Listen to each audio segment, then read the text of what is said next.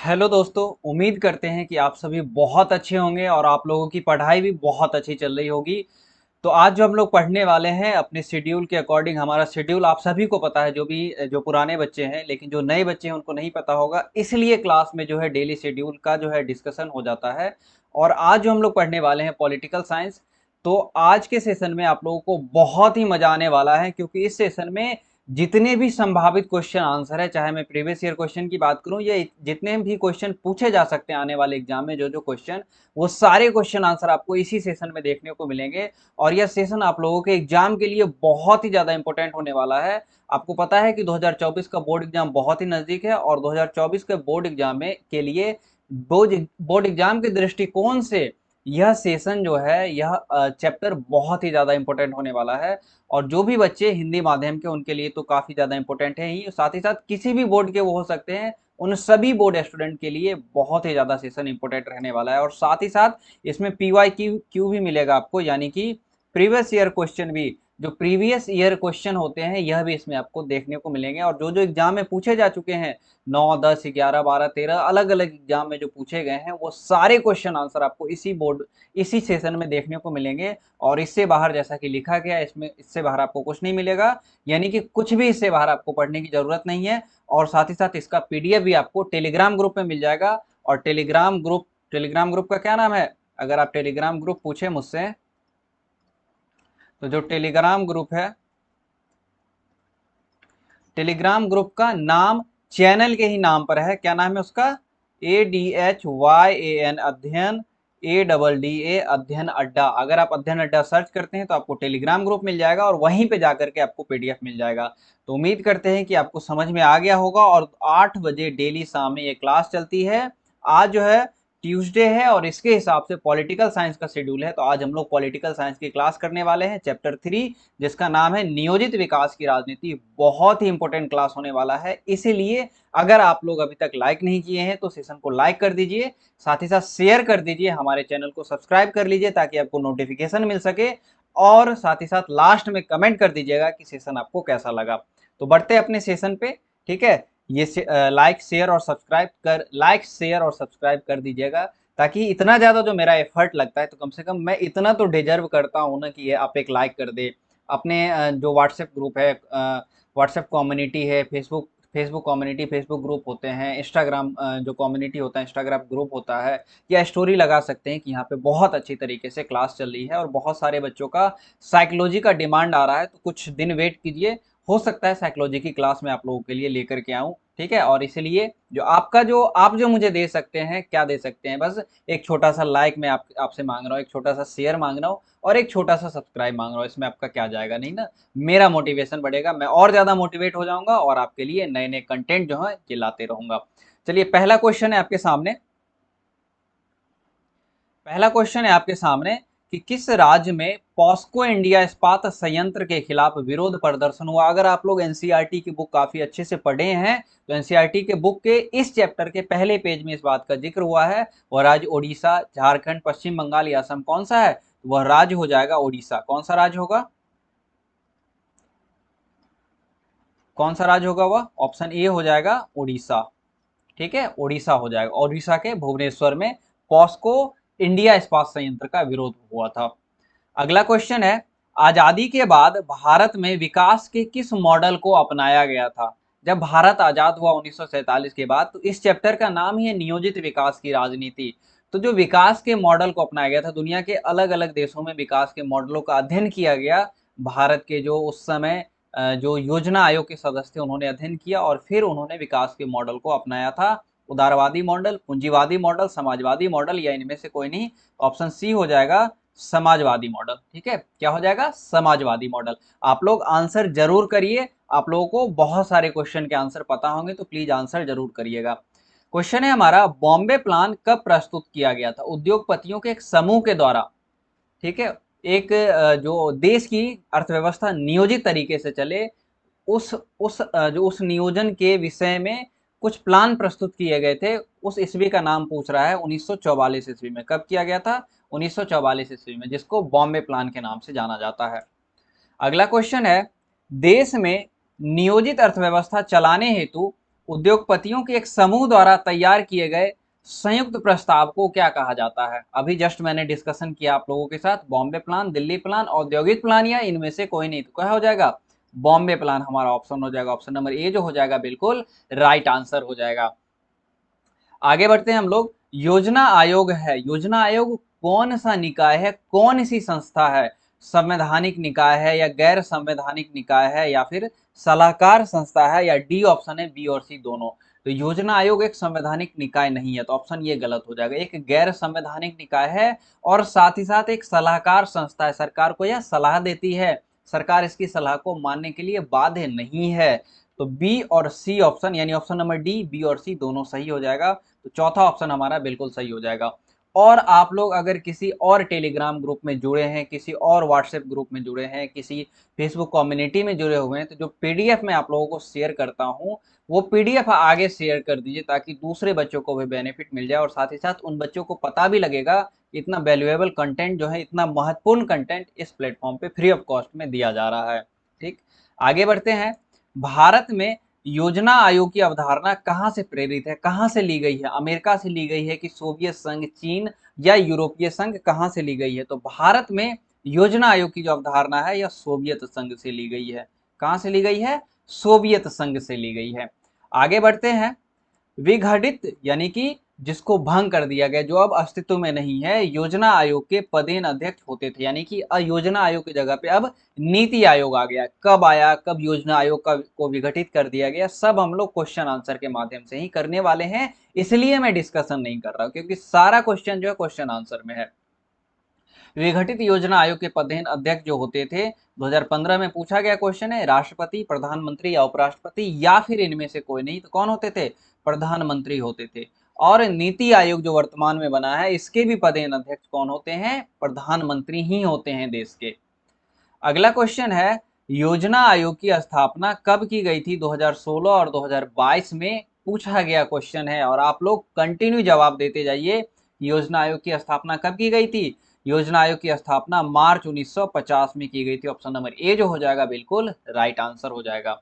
अगर आप लोग डेट जानते हैं तो डेट भी मेंशन कीजिए, मैंने जानबूझकर छोड़ रखा है योजना आयोग का की जो स्थापना किस दिन की गई थी, दिन भी आपको बताना है, डेट बताना है आपको कमेंट सेक्शन में।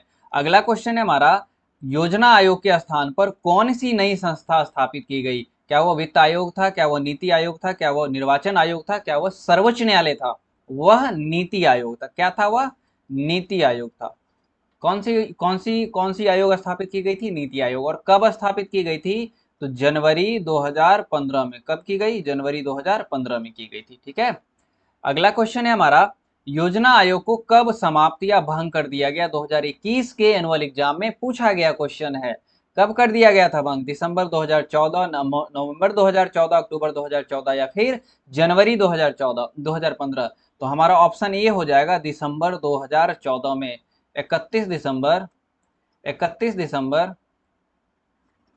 2014 को योजना आयोग क्या कर दिया गया? भंग कर दिया गया। और 1 जनवरी 2015 को 1 जनवरी 2015 को नीति आयोग की स्थापना कर दी गई। किसकी स्थापना कर दी गई? नीति आयोग की स्थापना कर दी गई थी। तो समझ में आ गया होगा आप लोगों को। आगे बढ़ते हैं हम लोग। नीति आयोग का गठन कब किया गया? नीति आयोग का गठन कब किया गया? अभी जस्ट डिस्कस हो चुका है। जनवरी 2015, दिसंबर 2014, फरवरी 2015 या फिर अक्टूबर 2014? ये ऑप्शन हो जाएगा हमारा जनवरी 2015 में किया गया। तो ऑप्शन नंबर ए बिल्कुल राइट आंसर हो जाएगा। और आप लोग साथ ही साथ आंसर भी जरूर करिए ताकि आपको भी पता चले कि कौन से क्वेश्चन का आंसर आपको आता है और कौन से क्वेश्चन का आंसर आपको नहीं आता है। नहीं आता है तो मैं बार बार कहता हूँ नोट्स जरूर बनाइए, ताकि एग्जाम के टाइम में रिवीजन करने में, खास करके जो 3 महीने आपको मिलेंगे, नवंबर, दिसंबर और जनवरी, जो 3 महीना आपको मिलेगा, यह रिवीजन के पर्सपेक्टिव से बहुत ही ज्यादा इंपॉर्टेंट होने वाला है। जो जितना ज्यादा रिवीजन करेगा उसके एग्जाम में परफॉर्मेंस करने की संभावना, उसकी एग्जाम अच्छे जाने की संभावना बहुत ही ज्यादा हो जाएगी। ठीक है, इसलिए मैं कहता हूं बार बार नोट्स बनाइए, रिवीजन कीजिए, नोट्स बनाइए, रिवीजन कीजिए। अगला क्वेश्चन है, भारत में प्रथम पंचवर्षीय योजना की शुरुआत कब हुई? 2012, 19, 22 और 23 में पूछा गया क्वेश्चन है। क्या प्रथम पंचवर्षीय योजना की जो शुरुआत हुई थी, यहाँ तो योजना का वर्ष ही दे रखा है, तो ऑप्शन के अकॉर्डिंग ही हम चलेंगे। 1956 से 61, 51 से 56, 61 से 66 या 1969 से 74। तो प्रथम पंचवर्षीय योजना जो थी 51 से 56, कौन सी थी? 51 से 56। दूसरी पंचवर्षीय योजना सेकंड जो था यह का 56 से 61 था। तीसरी जो थी यह 61 से 66, और जो चौथी थी यह 69 से 74। जो फोर्थ था यह 69 से 74 था, यानी कि 3 वर्ष के बीच में गैप था, जिसको योजना अवकाश कहते हैं। जब इसका सब्जेक्टिव क्वेश्चन आंसर का सेशन में लूंगा, जो जब मैं आपको सब्जेक्टिव क्वेश्चन आंसर करवाऊंगा, तब मैं आपको वो भी क्वेश्चन करवाऊंगा कि योजना आयोग से आप क्या समझते हैं। उसमें 2 नंबर का क्वेश्चन जो है पूछता है एग्जाम में, ठीक है। आगे बढ़ते हैं हम लोग। प्रथम पंचवर्षीय योजना में किस क्षेत्र पर विशेष ध्यान दिया गया था? क्या वो कृषि था, भूमि सुधार था, गरीबी था, या इनमें से सभी था? तो कृषि पर भी ध्यान दिया गया, भूमि सुधार पर भी ध्यान दिया गया, गरीबी पर भी ध्यान दिया गया। तो ऑप्शन नंबर डी जो हो जाएगा बिल्कुल राइट आंसर हो जाएगा। अगर आप एनसीईआरटी पढ़ते हैं या एनसीईआरटी पढ़े हैं तो आपको पता होगा इन तीनों क्षेत्र पर ध्यान दिया गया था। अगला क्वेश्चन है हमारा, दूसरी पंचवर्षीय योजना में किस क्षेत्र पर विशेष ध्यान दिया गया था? तो कृषि, गरीबी और भूमि सुधार, यह प्रथम पंचवर्षीय योजना में इस पर जो है जरूरी ध्यान दिया गया था या विशेष ध्यान दिया गया था। लेकिन दूसरी पंचवर्षीय योजना में जो ध्यान दिया गया था यह भारी उद्योग पर, किस पे दिया गया था? भारी उद्योग पर दिया गया था। आगे बढ़ते हैं हम लोग। क्वेश्चन है हमारा, पीसी महालनोबिस का संबंध किससे है? पीसी महालनोबिस का जो संबंध है यह किससे है? प्रथम पंचवर्षीय योजना, दूसरी पंचवर्षीय योजना, तीसरी पंचवर्षीय योजना या चौथी पंचवर्षीय योजना? तो पीसी महालनोबिस का जो संबंध है यह दूसरी पंचवर्षीय योजना है। दूसरी पंचवर्षीय योजना का जो खाका था इन्होंने ही तैयार किया था। दूसरी पंचवर्षीय योजना की अवधि 1956 से 61, ठीक है, 1956 से 61। तीसरी पंचवर्षीय योजना की अवधि 1961 से 66। चौथी पंचवर्षीय योजना की अवधि 1969 से 74, और पहली पंचवर्षीय योजना की अवधि 1951 से 56। ऐसे ध्यान रखना है आपको, ठीक है। अगला क्वेश्चन है हमारा, उससे पहले सेशन अच्छा लग रहा हो तो जो भी बच्चे जुड़े हैं जिन्होंने लाइक नहीं किया है तो लाइक कर दीजिए। आपके जस्ट नीचे बटन में एक थंबनेल होगा, उसको लाइक कर दीजिए, साथ ही साथ शेयर कर दीजिए। बहुत ही कम लोगों ने, पूरे हफ्ते में मात्र 13 लोगों ने शेयर किया है, तो प्लीज शेयर जरूर कर दीजिएगा ताकि दूसरे बच्चों को भी पता चल सके। और आप लोगों के ही वजह से जो मेरा चैनल है यह आगे बढ़ेगा या ग्रो करेगा, जिसमें आप लोगों की बहुत ही ज्यादा भागीदारी चाहिए, आप लोगों का बहुत ही ज्यादा साथ चाहिए मुझे इस चैनल को ग्रो करने में। तो प्लीज आप लोग शेयर जरूर कर दीजिए, साथ ही साथ सब्सक्राइब कर लीजिए ताकि आपको नोटिफिकेशन मिल जाए। और कमेंट की मैं अभी बात नहीं करूंगा। अगला क्वेश्चन है हमारा, किस अर्थशास्त्री ने अगले 2 दशकों तक विकास की रफ्तार धीमी रखने की सलाह दी थी? के एन रजा, पीसी महालनोबिस, या फिर दोनों, या इनमें से कोई नहीं? तो वो जो अर्थशास्त्री थे के एन राज थे, माफ कीजिएगा, के एन रजा नहीं, के एन राज थे। प्रथम पंचवर्षीय योजना का जो प्रारूप कह सकते हैं इन्होंने ही तैयार किया था, और इसीलिए इन्होंने ही कहा था कि अगले 2 दशकों तक, यानी कि 1951 में प्रथम पंचवर्षीय योजना का प्रारूप तैयार हो चुका था, 1951 से लागू हो चुका था। 2 दशकों की बात करें तो 1970 तक इन्होंने कहा था कि अर्थव्यवस्था की रफ्तार जो है यह धीमी रखी जाए। किन्होंने कहा था? के एन राज ने कहा था। उम्मीद करते हैं आपको यह भी क्वेश्चन समझ में आ गया होगा। आगे बढ़ते हैं हम लोग। सामाजिक न्याय के साथ विकास का सूत्र किस पंचवर्षीय योजना में अपनाया गया था? सामाजिक न्याय के साथ विकास का सूत्र किस पंचवर्षीय योजना में अपनाया गया था? जिस पंचवर्षीय योजना में, नहीं वो दूसरा था, गरीबी हटाओ का नारा जो अमल में लाया गया था वो अलग पंचवर्षीय योजना थी। लेकिन इसमें जो था, इसका ऑप्शन हो जाएगा 4, ऑप्शन नंबर डी हो जाएगा चौथी पंचवर्षीय योजना। और अवधि क्या थी? याद हो गया होगा आपको, 1969 से 1974, 1969 से 1974, 2016 में पूछा गया क्वेश्चन है। आगे बढ़ते हैं हम लोग। नीति आयोग के पदेन अध्यक्ष होते हैं, कौन होते हैं नीति आयोग के अध्यक्ष? राष्ट्रपति, उपराष्ट्रपति, प्रधानमंत्री, मुख्य न्यायाधीश, कौन होते हैं? तो नीति आयोग के जो पदेन अध्यक्ष होते हैं भारत के प्रधानमंत्री होते हैं। ऑप्शन नंबर सी जो हो जाएगा बिल्कुल राइट आंसर हो जाएगा। आगे बढ़ते हैं हम लोग। हमारे नियोजन व्यवस्था में किस विचारधारा पर, हमारी नियोजन व्यवस्था जो है किस विचारधारा पर आश्रित है? 2009 में पूछा गया क्वेश्चन है। और किस विचारधारा पर है? उदारवाद, साम्यवाद, गांधीवाद या फिर लोकतांत्रिक समाजवाद? तो हमारा ऑप्शन क्या हो जाएगा? ऑप्शन नंबर डी, लोकतांत्रिक समाजवाद की विचारधारा पे हमारी नियोजन व्यवस्था जो है यह आधारित है। आगे बढ़ते हैं। भारत में नियोजन व्यवस्था किस देश की नियोजन व्यवस्था से प्रभावित है? सोवियत संघ, ब्रिटेन, अमेरिका या फिर फ्रांस? कहां से प्रभावित है? सोवियत संघ से प्रभावित। ऑप्शन नंबर ए जो हो जाएगा बिल्कुल राइट आंसर होगा। और साथ ही साथ आपको कमेंट करते रहना है, कमेंट करना बंद नहीं करना है, ठीक है, कमेंट जरूर कीजिए। आगे बढ़ते हैं हम लोग। इकोनॉमी ऑफ परमानेंस पुस्तक के लेखक कौन है? जो आपको टिकर मिलता है ना येलो वाला, बुक में येलो वाला जो टिकर मिलता है ना, उसमें ये सब लिखी है। इसका जो आंसर हो जाएगा जेसी कुमारप्पा। क्या हो जाएगा? जेसी कुमारप्पा। इन्होंने ही लिखा था। उसी टिकर में जो व्यक्ति का नाम दिया हुआ रहता है, उनके बारे में इंफॉर्मेशन दिया हुआ रहता है, तो उसी में ये सारी चीजें आपको मिल जाएगी, ठीक है। आगे बढ़ते हैं हम लोग। 1960 के दशक में सरकार के किस नीति की वजह से राज्यों के बीच व्यापार संभव नहीं था? कि कौन सी नीति थी? क्या वो जोनिंग नीति थी, क्या वो इलाका बंदी नीति थी, या फिर दोनों थी, या इनमें से कोई नहीं? तो या तो जोनिंग कह लीजिए या फिर इलाका बंदी कह लीजिए। ऑप्शन के अकॉर्डिंग चलेंगे तो दोनों हो जाएगा। ऑप्शन नंबर सी जो हो जाएगा बिल्कुल राइट आंसर हो जाएगा हमारा। या जोनिंग या इलाका बंदी नीति थी, जिस वजह से जो जो खाद्यान्न था एक जगह से दूसरे, एक राज्य से दूसरे राज्य नहीं जाया जा सकता था, और इसी वजह से बिहार में बहुत बड़ा अकाल पड़ा था उस समय 1960 के दशक में। आगे बढ़ते हैं हम लोग। वर्तमान में भारतीय अर्थव्यवस्था है, अभी के टाइम में जो भारतीय अर्थव्यवस्था कैसी, क्या वो पूंजीवादी है, क्या वो साम्यवादी है, क्या वो मिश्रित है, क्या इनमें से कोई नहीं? तो अभी के टाइम में जो भारतीय अर्थव्यवस्था है यह मिश्रित अर्थव्यवस्था है। ऑप्शन नंबर सी जो हो जाएगा बिल्कुल राइट आंसर हो जाएगा। आगे बढ़ते हैं हम लोग। भारत में हरित क्रांति के जनक कौन है? 2010, 11 और 12 में कंटिन्यू पूछा गया क्वेश्चन है। तो भारत में हरित क्रांति के जो जनक है एम एस स्वामीनाथन है। कौन है? एम एस स्वामीनाथन है, ठीक। और वर्गीज कुरियन को श्वेत क्रांति का भारत में जनक कहा जाता है।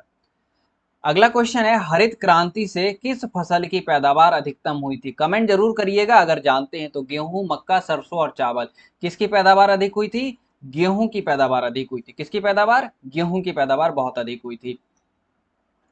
अगला क्वेश्चन है हमारा, और साथ ही साथ क्वेश्चन नंबर भी आपको मिलेगा। पहले मैं क्वेश्चन नंबर नहीं देता था, लेकिन कुछ बच्चों की शिकायत थी कि सर आप क्वेश्चन नंबर क्यों नहीं देते, ताकि आगे जब बढ़ जाते हैं तो आंसर करने में दिक्कत होता है। इसलिए अब क्वेश्चन नंबर भी आपको मिलेगा साथ ही साथ। हरित क्रांति का संबंध है, निम्न में से जो ऑप्शन दिए हुए हैं, हरित क्रांति का संबंध किससे है आपको बताना है। दुग्ध उत्पादन से, खाद्यान्न उत्पादन से, तिलहन उत्पादन से, या मत्स्य उत्पादन से? तो क्या हो जाएगा? खाद्यान्न उत्पादन से।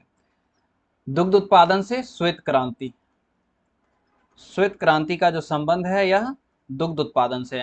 तिलहन उत्पादन से पीली क्रांति, पीली क्रांति का संबंध तिलहन उत्पादन से है। और मत्स्य उत्पादन जो हो जाएगा गुलाबी क्रांति झींगा उत्पादन से थी। झींगा क्या है? मछली है, तो एक तरह से कह सकते हैं गुलाबी क्रांति, ठीक है।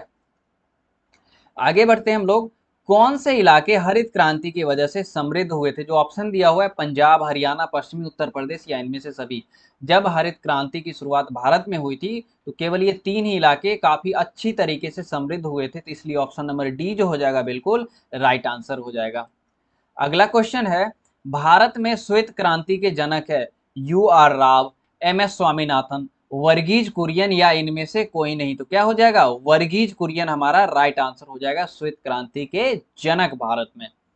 अगला क्वेश्चन है, श्वेत क्रांति या ऑपरेशन फ्लड का संबंध का किससे है? दुग्ध उत्पादन से, झींगा उत्पादन से, मत्स्य उत्पादन से, या खाद्यान्न उत्पादन से? तो किससे हो जाएगा? दुग्ध उत्पादन से। ऑप्शन नंबर ए जो हो जाएगा बिल्कुल राइट आंसर हो जाएगा। और मैं अभी तक गैस कर पा रहा हूं, मैक्सिमम क्वेश्चन का जो आंसर है ऑप्शन नंबर ए है, लेकिन इसका मतलब ये नहीं कि दूसरे ऑप्शन नहीं है, दूसरे ऑप्शन भी हैं, तो ध्यान देकर आंसर करना है, ठीक है। अगला क्वेश्चन है हमारा, किस पंचवर्षीय योजना में गरीबी हटाओ कार्यक्रम को विशेष ध्यान दिया गया था? 1971 के चुनाव में इंदिरा गांधी ने गरीबी हटाओ का नारा दिया था, तो 1971 के बाद जो पंचवर्षीय योजना हुई होगी उसी में तो विशेष स्थान दिया गया होगा ना। तो कौन सी हो जाएगी? 5वीं पंचवर्षीय योजना, जो 1974 से लेकर के 1978 तक चली थी। 5वीं और छठी जो चली थी 1980 से लेकर के 85 तक, यानी कि 1985 तक चली थी। और 5वीं पंचवर्षीय योजना जो है 4 वर्ष की ही रही थी। इसके पीछे कुछ रीजन है, जब आप पढ़ेंगे तो आपको बहुत अच्छे से समझ में आ जाएगा, थोड़ा बहुत रिसर्च भी करना पड़ता है। आगे बढ़ते हैं हम लोग। भारत में श्वेत क्रांति की शुरुआत किस राज्य से की गई? जो दुग्ध उत्पादन, इसकी शुरुआत किस राज्य से की गई? राजस्थान। दुग्ध उत्पादन तो हो रहा था, लेकिन एक क्रांति के रूप में राजस्थान, पंजाब, बिहार या गुजरात, तो कहां से किया गया? गुजरात से। और गुजरात में कहाँ से? गुजरात के आनंद से। कहाँ से? गुजरात के आनंद जिले से इसकी शुरुआत की गई थी। आगे क्वेश्चन है, राष्ट्रीय विकास परिषद का गठन कब हुआ? 2012, 13 और 19 में लगातार क्वेश्चन पूछा है। राष्ट्रीय विकास परिषद का जो गठन हुआ है ऑप्शन में 1952। कब कब हुआ है? 1952। ऐसा भी क्वेश्चन पूछता है कि निम्न में से किस संस्थान का गठन 1952 ईस्वी में हुआ है, या फिर 1952 में निम्न में से किस संस्थान का गठन हुआ? तो क्या ऑप्शन आंसर हो जाएगा हमारा? राष्ट्रीय विकास परिषद। ध्यान रखिएगा, क्या हो जाएगा? राष्ट्रीय विकास परिषद। अगला क्वेश्चन है, भारत में वित्त आयोग का कार्यकाल होता है 2018 में। पूछा गया क्वेश्चन है, भारत में वित्त आयोग का जो कार्यकाल होता है 5 वर्ष का होता है। अभी तक 15 वित्त आयोग रह चुके हैं और 15वें जो वित्त आयोग थे अभी हालांकि हट गए हैं, और 16वें वित्त आयोग की जो है 16वें वित्त आयोग अभी तक सेलेक्ट नहीं हुए, निर्धारित नहीं हुए। लेकिन जो 15वें वित्त आयोग थे, 15वें वित्त आयोग जो थे ये कौन थे? एनके सिंह। कौन थे? एनके सिंह थे। ठीक है। अगला क्वेश्चन है हमारा, भारत में वित्तीय वर्ष होता है 2019 के एग्जाम्पल में पूछा गया क्वेश्चन है, जो लेखा जोखा का वर्ष होता है भारत में ये कब होता है? 1 जनवरी से 31 दिसंबर, 1 जुलाई से 30 जून, 1 सितंबर से 31 अगस्त, या 1 अप्रैल से 31 मार्च। तो ऑप्शन डी हो जाएगा, 1 अप्रैल से 31 मार्च हो जाएगा। सेशन अच्छा लग रहा हो तो लाइक जरूर कर दीजिए, जो भी बच्चे अभी तक नहीं किए हैं, साथ ही साथ शेयर कर दीजिएगा और सब्सक्राइब जरूर कर लीजिएगा जो नए बच्चे हैं, और साथ ही साथ बेल आइकन को प्रेस कीजिएगा ताकि आपको नोटिफिकेशन समय पर मिल जाए। आगे बढ़ते हैं हम लोग। भारत में अंतिम पंचवर्षीय योजना थी, तो भारत में 11वीं पंचवर्षीय योजना जो थी यह अंतिम पंचवर्षीय योजना थी। इसका जो कार्यकाल था 2007 से 12 के बीच। 2014 में बीजेपी सरकार बनती है और पंचवर्षीय योजना को, योजना आयोग को ही भंग करके नीति आयोग बनाया जाता है, तो पंचवर्षीय योजना की कोई बात रह ही नहीं गई। आगे बढ़ते हैं हम लोग। बजट का संबंध किस पक्ष के साथ है? आय, व्यय, आय एवं व्यय दोनों, या इनमें से कोई नहीं? तो ऑप्शन नंबर सी जो हो जाएगा, आप लोग जानते हैं बहुत सारे बच्चे का राइट आंसर होना चाहिए, ऑप्शन नंबर सी बिल्कुल राइट आंसर हो जाएगा। आगे बढ़ते हैं हम लोग। राष्ट्रीय विकास परिषद का अध्यक्ष कौन होता है? तो राष्ट्रीय विकास परिषद, जैसे नीति आयोग के पदेन अध्यक्ष भारत के प्रधानमंत्री होते हैं, उसी प्रकार राष्ट्रीय विकास परिषद के जो अध्यक्ष होते हैं भारत के प्रधानमंत्री ही होते हैं। ऑप्शन नंबर बी जो हो जाएगा राइट आंसर हो जाएगा। और राष्ट्रीय विकास परिषद का जो गठन किया गया था, 1952 में, और वित्त आयोग का गठन 1951 में किया गया था। ठीक है। अगला क्वेश्चन है हमारा, 10 सूत्री कार्यक्रम 1967 में शुरू किया गया था, या किसके द्वारा शुरू किया गया था? अगर आपको 1967 का ध्यान है, कौन भारत के प्रधानमंत्री थे या कौन भारत की प्रधानमंत्री थी, तो आपको समझ में आ जाएगा वो कौन थी? इंदिरा गांधी। कौन थी? Indira Gandhi. Option number C जो हो जाएगा बिल्कुल राइट आंसर होगा। अगला क्वेश्चन है, भारत में वित्त आयोग की स्थापना कब की गई? तो अभी जस्ट मैंने डिस्कशन कर दिया है, मैंने लिखा नहीं लेकिन मैंने बोल दिया। अगर आपने ध्यान दिया होगा तो आपको ध्यान होगा, 1951 में भारत में वित्त आयोग की स्थापना की गई थी। आगे बढ़ते हैं हम लोग। 20 सूत्री कार्यक्रम 1975 में चलाया गया और 10 सूत्री कार्यक्रम 1967 में चलाया गया था। तो ईस्वी भी ध्यान रखिएगा, किस प्रधानमंत्री से संबंधित है? 2023 में पूछा गया क्वेश्चन है। 20 सूत्री कार्यक्रम भी इंदिरा गांधी से ही संबंधित है। किनसे संबंधित है? इंदिरा गांधी से। अगला क्वेश्चन है हमारा, भारत में किस प्रकार की अर्थव्यवस्था को अपनाया गया? 2010 में पूछा गया क्वेश्चन है। पूंजीवादी अर्थव्यवस्था, मिश्रित अर्थव्यवस्था, समाजवादी अर्थव्यवस्था, मिश्रित अर्थव्यवस्था, या फिर इनमें से कोई नहीं? तो भारत में जिस अर्थव्यवस्था को वर्तमान में अपनाया गया है वह है मिश्रित अर्थव्यवस्था। ऑप्शन नंबर सी जो हो जाएगा बिल्कुल राइट आंसर हो जाएगा। अगला क्वेश्चन है हमारा, भारतीय अर्थव्यवस्था किसे कहते हैं? 2010 में पूछा गया क्वेश्चन है, और पूछने का तरीका देखिए। सबसे बड़ी बात ये है, पूछने का तरीका देखिए। निजी अर्थव्यवस्था को भारतीय अर्थव्यवस्था किसे कहते हैं? निजी अर्थव्यवस्था को, पूंजीवादी अर्थव्यवस्था को, मिश्रित अर्थव्यवस्था को, या इनमें से कोई नहीं? क्या हो जाएगा? मिश्रित अर्थव्यवस्था। यानी कि पूछा जा रहा है यहाँ पे कि भारतीय अर्थव्यवस्था कैसी अर्थव्यवस्था है? तो भारतीय अर्थव्यवस्था मिश्रित अर्थव्यवस्था है, जिसमें पूंजीवादी अर्थव्यवस्था और समाजवादी अर्थव्यवस्था दोनों का मिश्रण देखने को हमें मिलता है। ठीक है।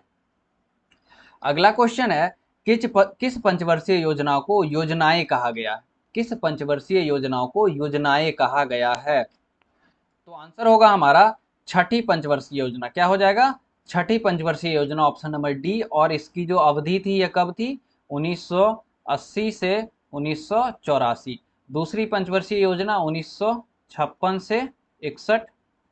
तीसरी पंचवर्षीय योजना, चौथी पंचवर्षीय योजना 1900, तीसरी थी 61 से 66 और चौथी थी 1969 से 74 और पांचवी पंचवर्षीय योजना थी 1974 से लेकर के 1978 तक 4 वर्ष का रहा था। तो आई होप आपको सारी पंचवर्षीय योजना याद होनी चाहिए, पहली, दूसरी, तीसरी, चौथी, पांचवी, छठी। और पहली अगर मैं फर्स्ट की बात करूं तो पहला था 1951 से लेकर के 1956 तक और दूसरा था 1956 से 61 दिया गया है, तीसरा नहीं दिया गया है, थर्ड जो है ये नहीं दिया गया है, 1961 से 1966 हो जाएगा। उसके बाद 69 से 74 चौथी, पांचवी 74 से 78 और छठी जो है 1980 से 84। और लास्ट पूछता है, लास्ट पंचवर्षीय योजना जो थी 11th थी, यह कब था? 2007 से लेकर के 2012 तक रहा था। तो इतना पंचवर्षीय योजना ध्यान रखिएगा, सारा क्वेश्चन आंसर आपको इसी में आ जाएगा। ठीक है, आगे बढ़ते हैं हम लोग। भारतीय सांख्यिकी संस्थान की स्थापना 1931 ईस्वी में किसने की थी? पीसी महालनोबिस, के एन राज, मनमोहन सिंह या इनमें से कोई नहीं। तो भारतीय सांख्यिकी संस्थान की स्थापना कहाँ पे? कोलकाता में। कहाँ पे? कोलकाता में। किन्होंने की थी? कोलकाता में किन्होंने की थी? पीसी महालनोबिस ने। बहुत बड़े सांख्यिकी थे ये, बहुत बड़े सांख्यिकी थे, डेटा एनालिस्ट जिनको बोलते हैं, डेटा साइंटिस्ट जिनको बोलते हैं, ये बहुत बड़े कौन थे? पीसी महालनोबिस थे। आगे बढ़ते हैं हम लोग। निम्नलिखित में से कौन एक संवैधानिक संस्था नहीं है? 2018 में पूछा गया क्वेश्चन है। योजना, ठीक है,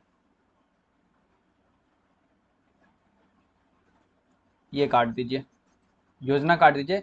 चुनाव आयोग, वित्त आयोग, संघ लोक सेवा आयोग या फिर नीति आयोग। तो क्या हो जाएगा? नीति आयोग जो है एक संवैधानिक संस्था नहीं है। यहाँ पूछ क्या रहा है? नहीं है। इस वाले सेक्शन पे ध्यान रखिएगा, जो नहीं होता है, जो केवल होता है, ठीक है, इस तरह के सेक्शन पे, या जो सही लिखा हुआ है, जो गलत लिखा हुआ है, इस सब वाले वर्ड पे बहुत ही ज्यादा ध्यान रखना है आपको। आगे बढ़ते हैं हम लोग। सार्वजनिक क्षेत्र के लिए विकास का लक्ष्य सबसे पहले किस पंचवर्षीय योजना में रखा गया था? तो सार्वजनिक क्षेत्र के लिए विकास का जो लक्ष्य रखा गया था सबसे पहले दूसरी पंचवर्षीय योजना में रखा गया था। अब तो आपको याद भी हो गया होगा। पहली पंचवर्षीय योजना 1951 से 56, दूसरी 56 से 61, तीसरी 61 से 66 और चौथी 69 से 74। आगे बढ़ते हैं। हरित क्रांति का दुष्प्रभाव क्या हुआ? जो निगेटिव इफेक्ट बोलते हैं वह क्या हुआ? सामाजिक तनाव की बढ़ोतरी हुई हुई क्योंकि सिर्फ कुछ कुछ ही इलाके समृद्ध हुए, बाकी जो इलाके थे यहाँ फायदा नहीं हुआ। कृषि का मशीनीकरण किया गया, बिल्कुल किया गया, कृषि का मशीनीकरण कर दिया गया। और कीटनाशकों का अधिकाधिक प्रयोग हुआ, बिल्कुल प्रयोग हुआ। इसलिए इनमें से सभी हो जाएगा। क्या हो जाएगा? इनमें से सभी हो जाएगा। अगला क्वेश्चन है हमारा, किस पंचवर्षीय योजना में समाज के समाजवादी प्रतिमान को साकार करने का ध्येय रखा गया था? तो ऑप्शन हो जाएगा हमारा दूसरी पंचवर्षीय योजना। क्या हो जाएगा? दूसरी पंचवर्षीय योजना, ऑप्शन नंबर डी जो हो जाएगा बिल्कुल राइट आंसर होगा।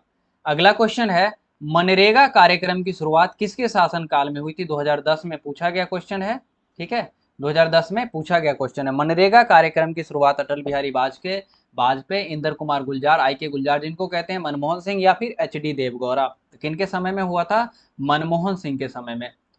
2005 में, ठीक है, एक विधेयक पारित हुआ, लेकिन यह जो मनरेगा कार्यक्रम पहले नरेगा के नाम से जाना जाता था, 2008 में जो है 2008 में लागू कर दिया गया था। सॉरी। अगला क्वेश्चन है हमारा, और उम्मीद करते हैं आपको समझ में आ रहा होगा, और आप लोग कमेंट भी जरूर करते रहिएगा। ठीक है, मैं बताया जा रहा हूँ और साथ ही साथ जहाँ एक्सप्लेन करने की जरूरत है वहाँ मैं एक्सप्लेन भी कर रहा हूँ, अन्यथा नहीं कर रहा हूँ, क्योंकि बहुत सारी चीज़ें पढ़नी है। जब आप, मैं बार बार कहता हूँ, जब आप आगे फर्दर स्टडी करेंगे, ग्रेजुएशन करेंगे, पीजी करेंगे पॉलिटिकल साइंस, हिस्ट्री या किसी और सब्जेक्ट से, तो काफ़ी डीप में जाके आपको पढ़ना पड़ेगा। तो 12th में जितना सिलेबस दिया गया है उतना सिलेबस के अकॉर्डिंग पढ़िए, सफिशियंट है आपके एग्जाम के पॉइंट ऑफ व्यू से। भारत में प्रथम पंचवर्षीय योजना की शुरुआत कब की गई? 2012, 19, 22 और 23 में पूछा गया क्वेश्चन है। हालांकि कुछ ये क्वेश्चन हो चुका है, लेकिन फिर भी आंसर करते हैं इसका। आंसर करिए जल्दी से। 1950, 1951, 1952 या इनमें से कोई नहीं। क्या हो जाएगा? ऑप्शन नंबर बी, 1952 में प्रथम पंचवर्षीय योजना की शुरुआत कर दी गई थी। अगला क्वेश्चन है हमारा, दूसरी पंचवर्षीय योजना का कार्यकाल क्या था? 2012 और 19 में पूछा गया क्वेश्चन है। अब तो आपको याद भी हो जाएगा। पहला 1951 से 56, दूसरा 56 से 61। क्या ऑप्शन है? ऑप्शन नंबर ए हो जाएगा ये। 61 से 66 क्या हो जाएगा? तीसरा। 69 से 74 चौथा, 51 से 56 पहला। ठीक है, ऐसे करके ध्यान रखिएगा। अगला क्वेश्चन है हमारा, भारत में नई आर्थिक नीति की शुरुआत कब हुई? 2012 और 21 में पूछा गया क्वेश्चन है।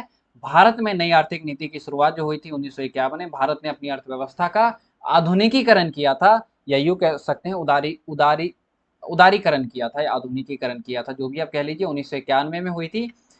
पीवी नरसिम्हा राव उस समय भारत के क्या थे? प्रधानमंत्री थे। तो उम्मीद करते हैं कि सारा क्वेश्चन आंसर आपको अच्छे से समझ में आ गया होगा। सेशन अच्छा लगे तो लाइक, शेयर और सब्सक्राइब जरूर कीजिए। साथ ही साथ कमेंट बॉक्स में कमेंट ड्रॉप कीजिएगा कि सेशन आपको कैसा लगा। मिलते हैं फिर अपने अगले सेशन में, तब तक के लिए अपना और अपनों का ख्याल रखिए। Thank you.